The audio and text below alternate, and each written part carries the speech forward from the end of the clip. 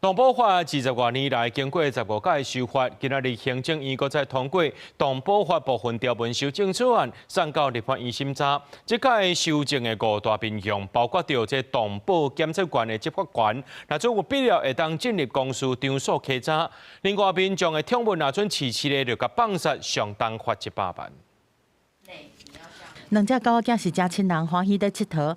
结合小黄本地和妈妈生活伫花莲，不过主人无爱饲啊，等候厝内人，厝内人嘛无法度照顾。落尾是紧急送来防止虐待动物协会，协会人员细致照顾训练，嘛替因来找新主人。3礼拜后就好运找到新的家。不过另外一只猫仔静点已经来到协会8、9年啊，但是搁在找主人。花最多时间其实是帮他找到适合的那个对的那个领养人，这个成本一定是很高的，尤其是弃养，如果他是直接丢到马路上面的话，那个对社会成本来说是超级高。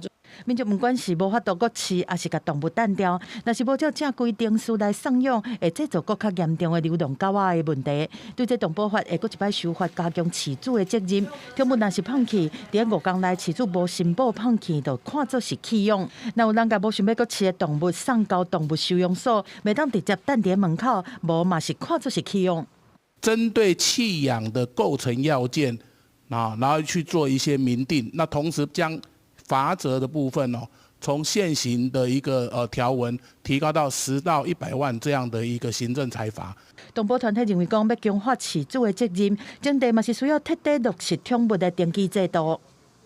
所以我们是很赞同将弃养的罚则提高。我们讲说晶片绝育疫苗，的确我们是认为说是需要再提升、再加强。但没有晶片，的确你很难判定谁是事主。动保法对民国87年公告了后，过去20几年已经修法15摆。农业部讲，这摆修法是先针对有监督共识和实务上会当做的先做处理。这摆修法有5大面向，佫包括虐待动物致死，刑责对2年以下提悬到5年以下。另外嘛，强化动保检查员的行政调查权能，必要的时阵会当入去公司场所做稽查和处理。不过地方有动保处表示讲，嘛是希望这个部分会当有警察陪咧做伙去。记者综合报道。